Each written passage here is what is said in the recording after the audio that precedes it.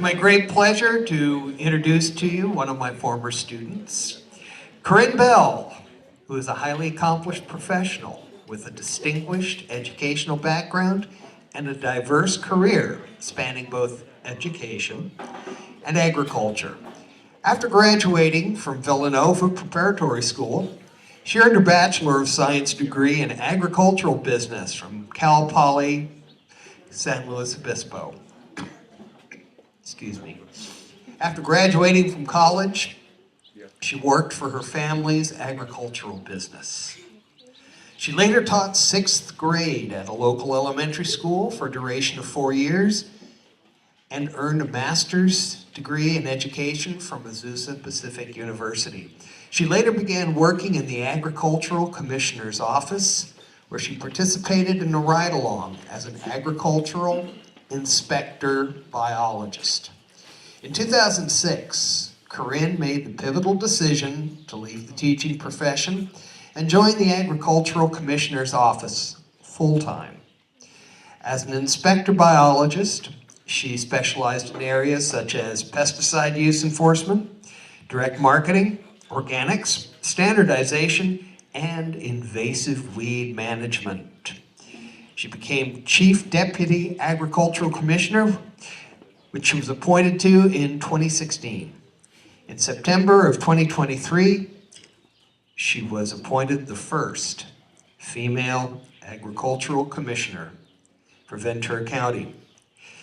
Throughout her career, Korinne has remained steadfastly committed to the department's mission, which is to protect and promote agriculture and equity in the marketplace, all while ensuring the welfare of the public, industry, and the environment. Korinne Bell currently resides on her family's avocado ranch in Santa Paula with her husband of 20 years. Terry Bell and their 2 children, Carson, 16, and Olivia, 12. You have kids who are now older than you were when you were my student. Ladies and gentlemen, it is my great pleasure to introduce to you Korinne Morehart Bell.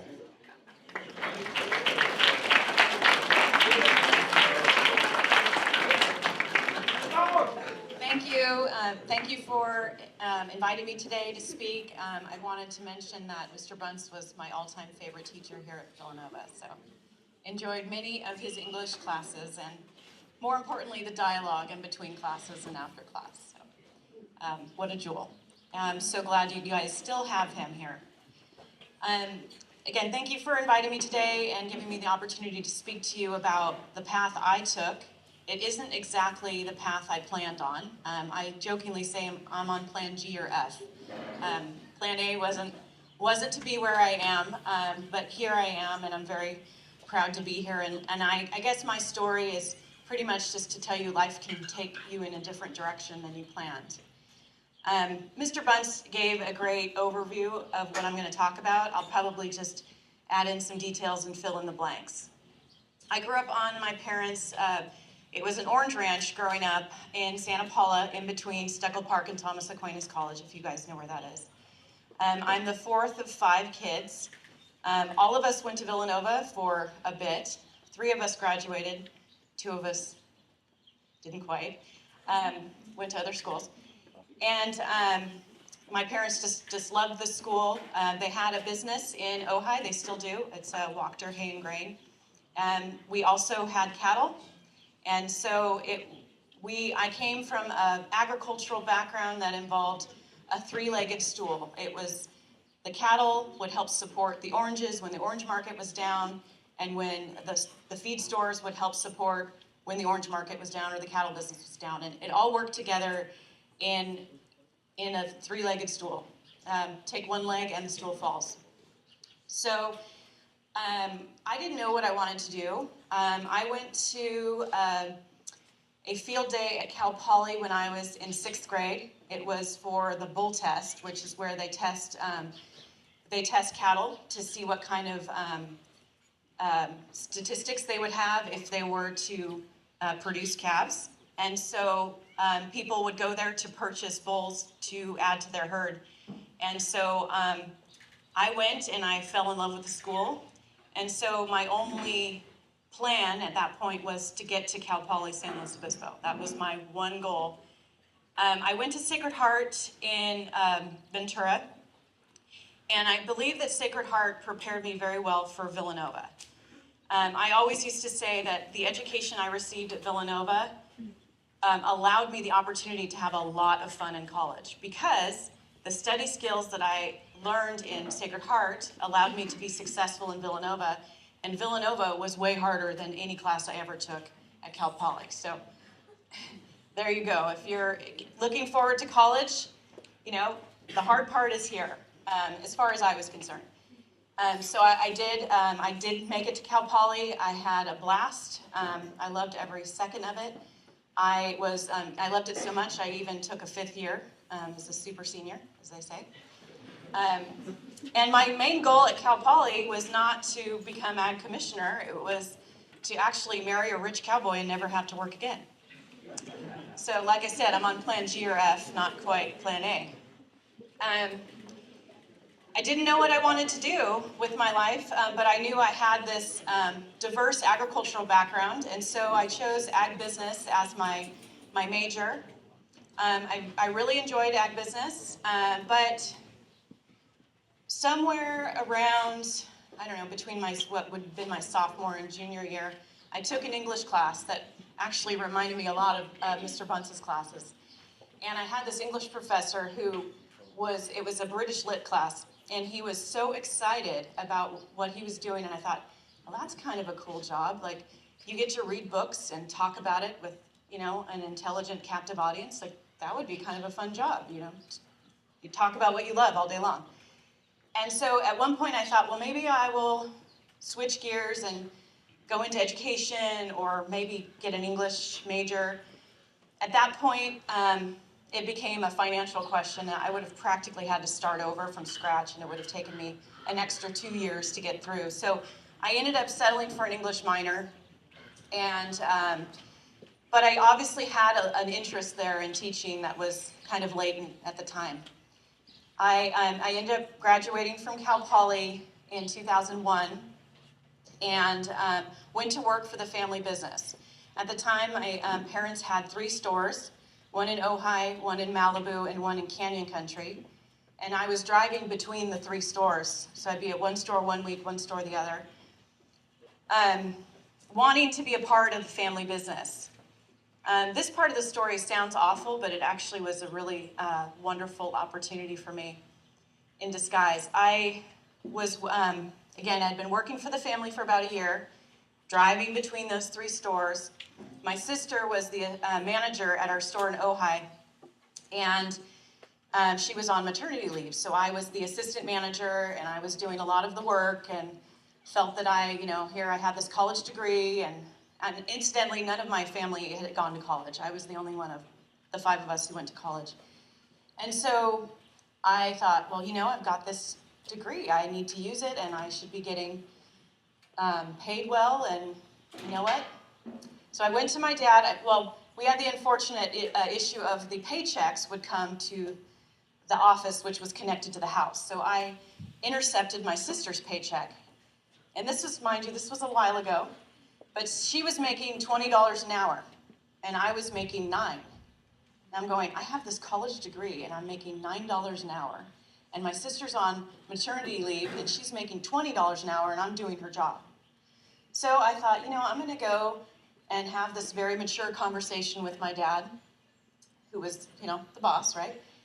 And so I went to my dad and I said, Dad, I have this degree, and I chose ag business because I wanted to be able to become educated on all the different facets of your agricultural businesses, the cattle, the farming, the feed stores, and I really would like to utilize my skills better. And by the way, can I make more than $9 an hour? And he looked at me and he said, you're not worth more than $9 an hour. And I said, okay, all right. That's the last day I worked for my dad. Oh.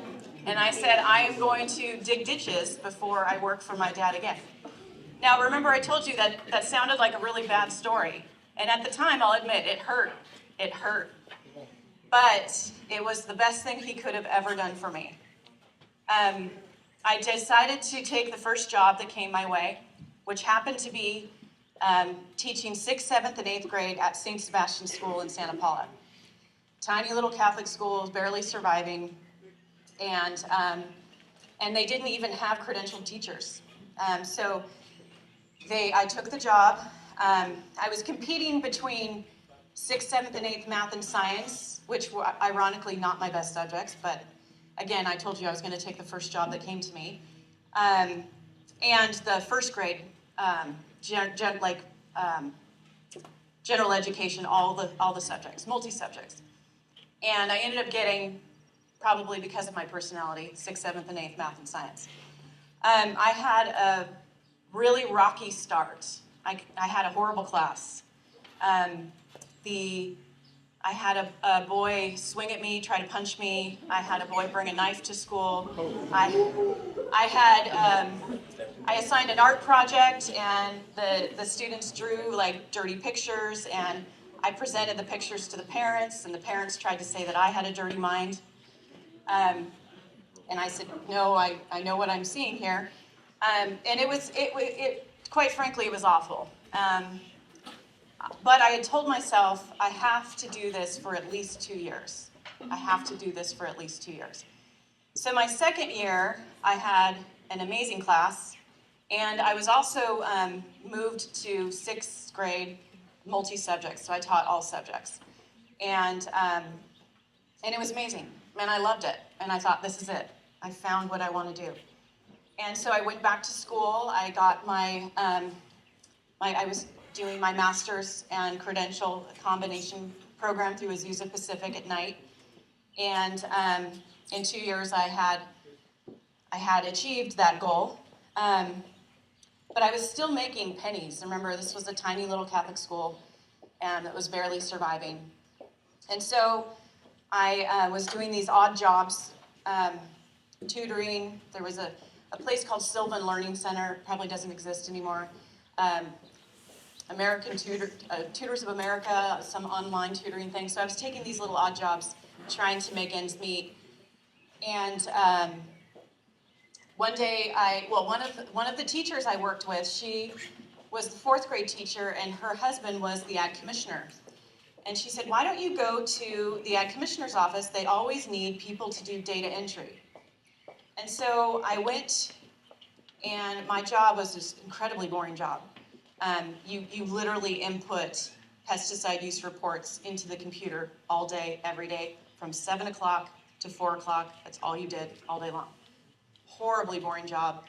And I really have a strong admiration for people who can do jobs like that, because I can't. When they found out that I had an ag degree, they thought, well, hey, why don't you do a ride-along and see what we do? And so I remember I went out, we went to Limonera, one of our big packing houses in Santa Paula, and we were inspecting lemons that were destined for Japan. And we were checking the lemons to make sure that they were free of any kinds of pests or diseases that Japan doesn't want. And so looking through the lemons, I thought, this is a kind of a cool job. I had no idea this job existed. And then I went on another ride-along, and we were doing what's called pesticide use enforcement. So we're monitoring pesticide applications at farms and making sure that they're done safely, and that the workers are safe, and the environment is safe, and that the food is safe, and that the workers are wearing their protective equipment, and the farmers are using the correct rates on the label. And I thought, this is actually really fun. So an opportunity presented itself, and it was a $15,000 raise right off the bat. And I thought, why not? I'll give it a shot. I remember I was torn because I had just gotten my master's and my credential.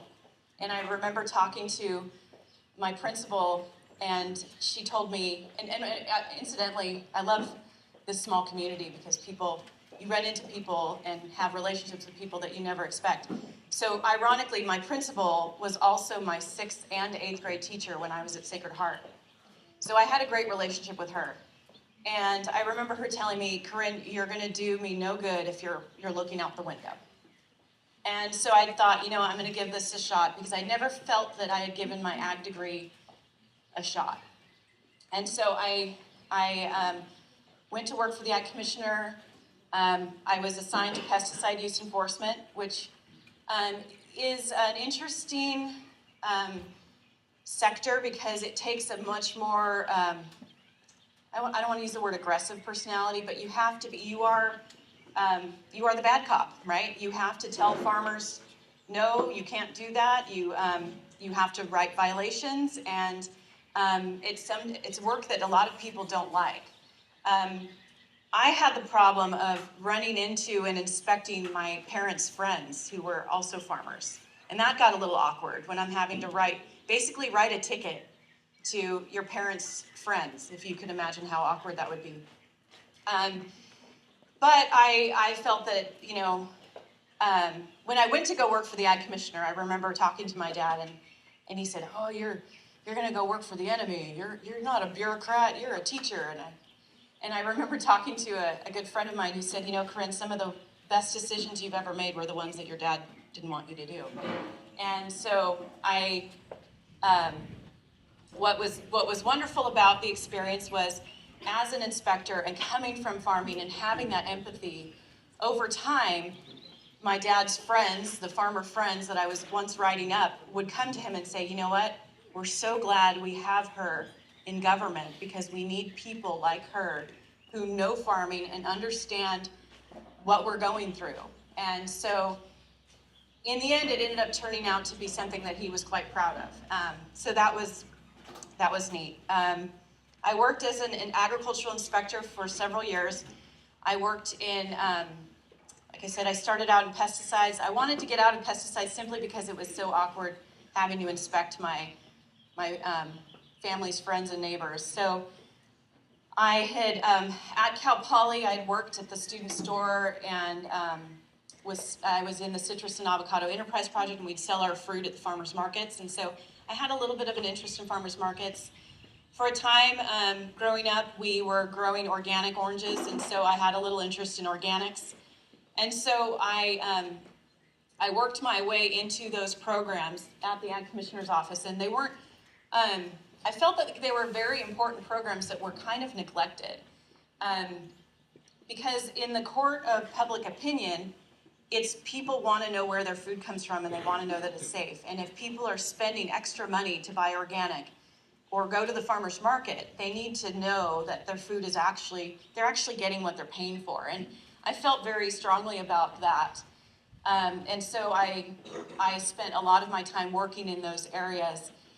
And one thing I found is if you find something that you love and you really develop it, you stand out, even in a sea of people. I was just an inspector, but because I really put my heart and soul into what I cared about, I stood out and I got noticed. And so I promoted quickly. I never wanted to promote, actually. I was always very content in whatever I did. I was pushed into every promotion I ever took. I remember we were about to promote to, or I had an opportunity to promote to supervisor, and I ended up talking to one of my supervisors about it, and he said, Korinne, I never wanted to be a supervisor. The reason I became a supervisor is because I had someone younger and less experienced than I was as my supervisor, and I had absolutely no respect for the person. And that's why I decided, you know what, I can do this job better than this joker here. And so I took that advice and I promoted, and every step of the way I just did everything that I could and put my heart and soul into the work that we did. And I strongly believe that people deserve safe food. People that grow the food deserve to be safe. Their workers deserve to be safe. I'm passionate about the work we do, and that came through. I did, at one point I became what's called the deputy, which is a manager level, and I worked in a program, it's a very interesting program. Ventura County's really unique, and I've learned how unique we are over the years. we are number 5 in exports in the world. So the stuff that we grow doesn't get consumed here. We export it all over the world. We are the number 5 exporting county in the world, which is pretty incredible. We also are in the top 10 of every county in the state every year, which is really impressive because we are very ag and we are very urban. A lot of counties like the Central Valley, Fresno, Tulare, Kern, those are usually in the top 5 counties, but they're very rural, very agricultural, and they aren't very urban. And we are very unique because we have that perfect combination of urban and agriculture. So it's an exciting place to work, and as a deputy, one of the programs that was pretty interesting to me was the Pierce's disease control program. So we are infested with an insect called the glassy winged sharpshooter. And the glassy winged sharpshooter vectors a disease called Pierce's disease, which is deadly to wine grapes. And so we have a group of people whose job is to look at every leaf of every plant that is shipped up north. And the wine industry pays for the whole program because it's so important. So our nursery industry is number 3 in the state. So for us to allow trade between our nursery industry, and nursery is like growing plants that are going to be replanted someday, right? So, and nursery can be anything from a tiny little vegetable transplant to an oak tree that size. So we have a very, very robust nursery industry. In fact, one nursery in our county got the apple contract. So when they built their facility in Cupertino, the facility looks like a UFO. It's shaped like a disc. And because they wanted to keep everything top secret, I guess, they contracted with one of our nurseries in Ventura, one in Piru actually, and bought $90 million worth of full-grown oak trees to plant around their facility, to hide their facility.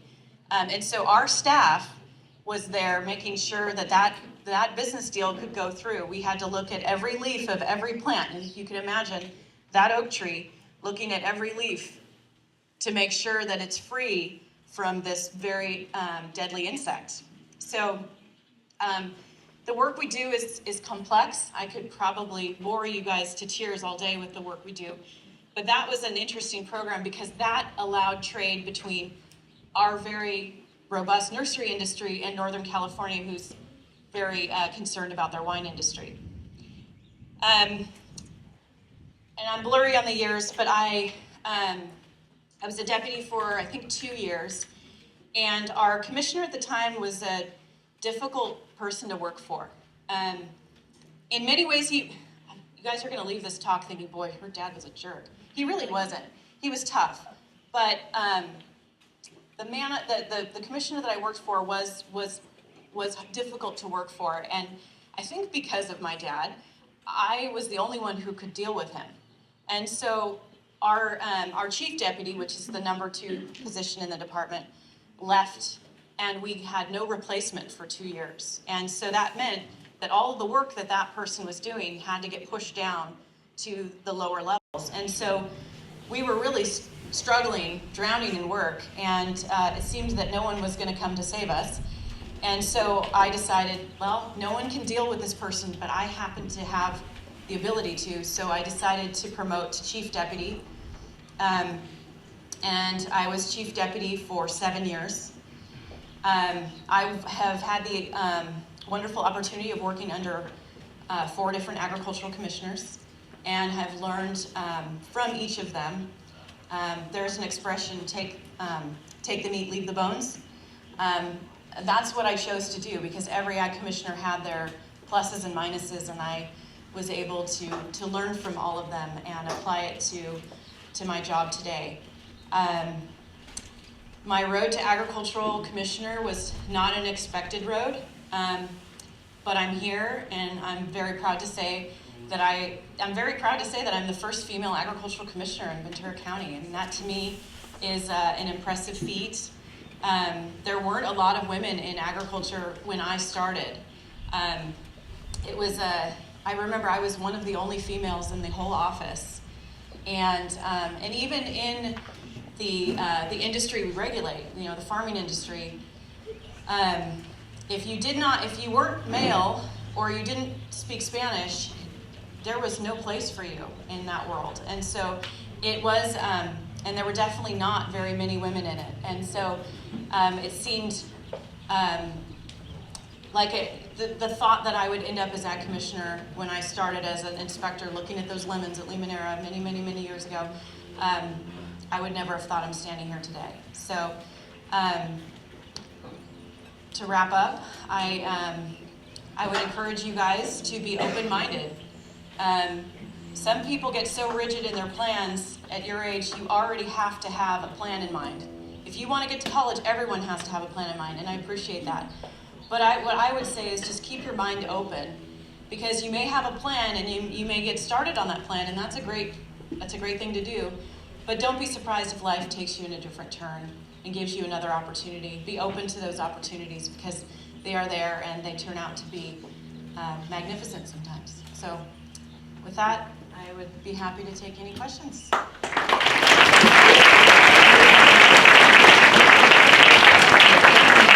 Thank you, Korinne. The questions, please. Yes.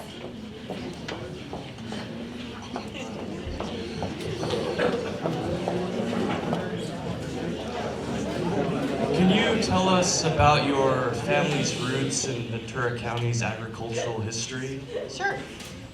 So my family, I actually have deeper roots than you might expect. I'm actually a 10th generation Californian. So I don't know if you guys can do the math on that. 10 generations means my ancestors actually traveled with Father Sarah. My great whatever grandfather was Don Manuel Dominguez, and he was the first governor of California when California's capital was in Monterey. And he had 7 daughters, and one of his daughters married George Carson, and that's the city of Carson. It's kind of an armpit now, but it was a beautiful place at one point. And our family's Spanish land grant was Dominguez Hills, that area.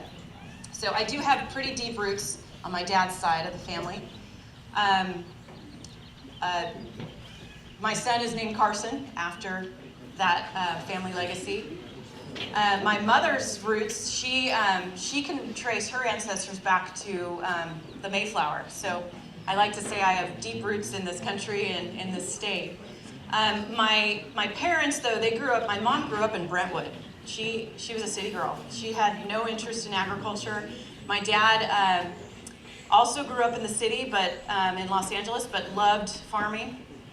His father was in land real estate, and he remembers his dad would buy these magnificent ranches, and my dad would fall in love with them, and then he'd sell them. But that was his job, was to buy and sell property. And so my dad's greatest wish was to buy something that was his own and hold on to it. And so he was, and I'm very proud of him for accomplishing his dream, because not everyone gets to do that.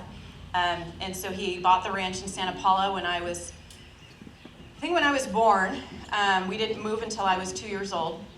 And then he, years later, was able to buy his dream cattle ranch in Lockwood Valley. And so, again, very proud of him for being able to accomplish his dreams, because not everyone does. And so that's my roots in agriculture. The county's roots are really deep. As I mentioned, we're number 10 in the state every year. We were at one point the number 1 producer of celery in the world. We were at one point the number 1 producer of lemons in the world. And I mentioned we were number 3 in nursery stock.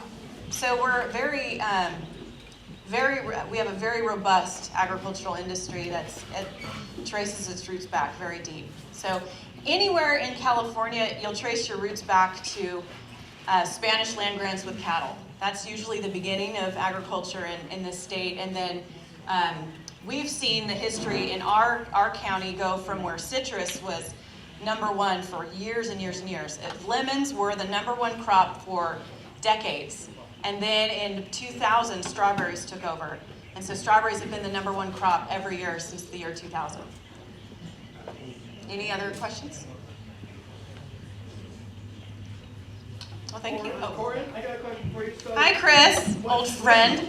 what's the relationship between the Ag Commissioner's office and the oil industry in Ventura County? Because Did you say the oil industry? Yeah, the oil industry. I mean, what you have the oversight over the land instead of so that's a different state agency.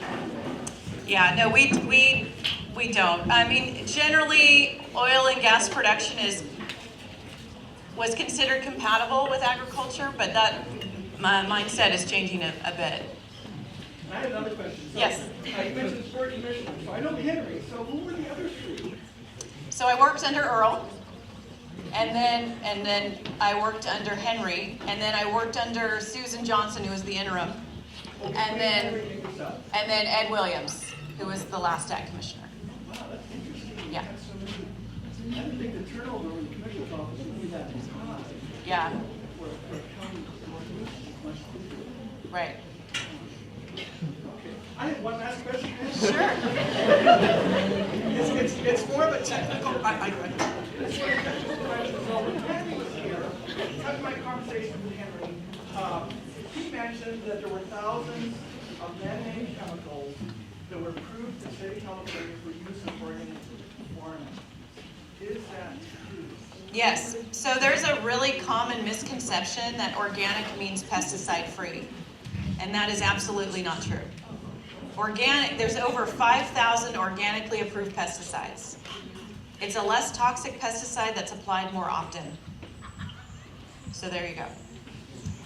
It's applied more often because they're not as effective as conventional, and I sound like I'm advocating for conventional. I'm not.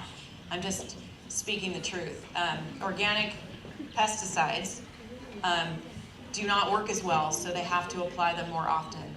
And so when you're looking at pesticide-free, the only thing that's truly pesticide-free is what you grow in your backyard.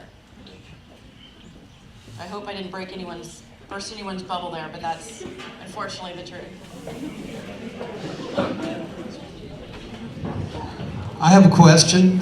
I often ask this of all of our career day speakers. What did you learn here at Villanova that you carried on with you through college and into career? Well, I wasn't sure if I had touched on that clearly enough, but I worked so hard at Villanova that I had a blast in college. And I didn't have to really study that hard because the study skills, again, that were established in my elementary school that I applied and used at Villanova, I was able to just have a lot of fun in college and not have to study a lot because of the great foundation I had here at Villanova.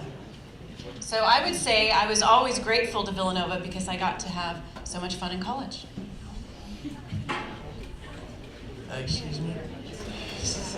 I have a question. Yes. Do you remember who the principal of Sacred Heart was at the time? Because me and a couple of my friends went to Sacred Heart last year. Well, the principal back then was Sister Mary Francilia. So I think that was probably a long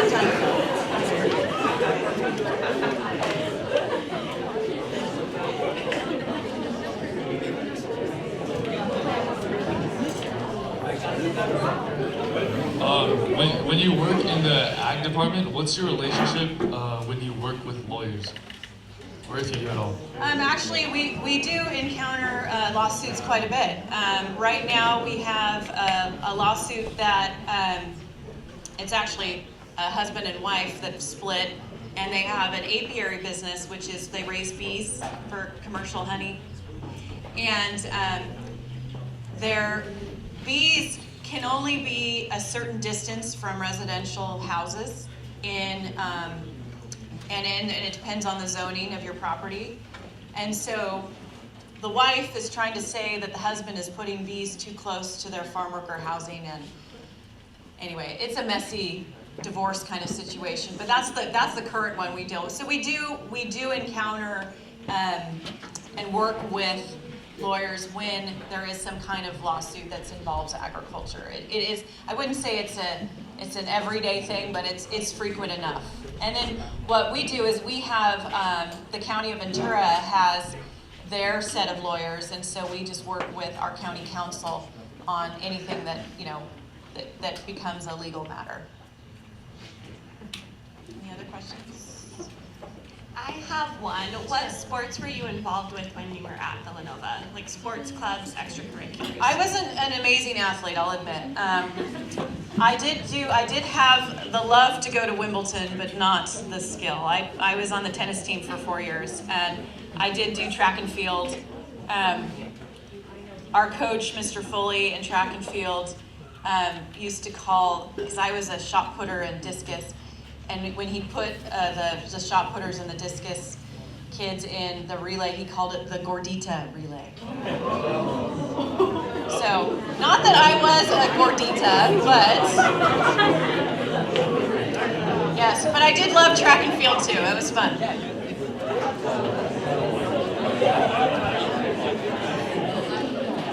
So, what can you say about Cal Poly? Like, what was your college life, like athletics, campus? I'm sorry, can you repeat? I couldn't hear you. What can you say about like your college life? I mean, in Cal Poly, like campus life. I loved friends. every second of it. It was absolutely amazing. If I didn't have such roots here in this county, I would live up there. I loved the Central Coast. I loved everything about that place. It was actually painful for me to drive by the school because you can't go back. Anyone who's ever gone to college and fallen in love with a place that you went to college, and you try to go back, it's just not the same. It's not. You don't see the same people. You aren't at the same hangouts. It's different. And so it felt every time I drive by San Luis Obispo, I felt like, ugh, it hurt. No, it was a wonderful place. Really enjoyed it. Any other questions?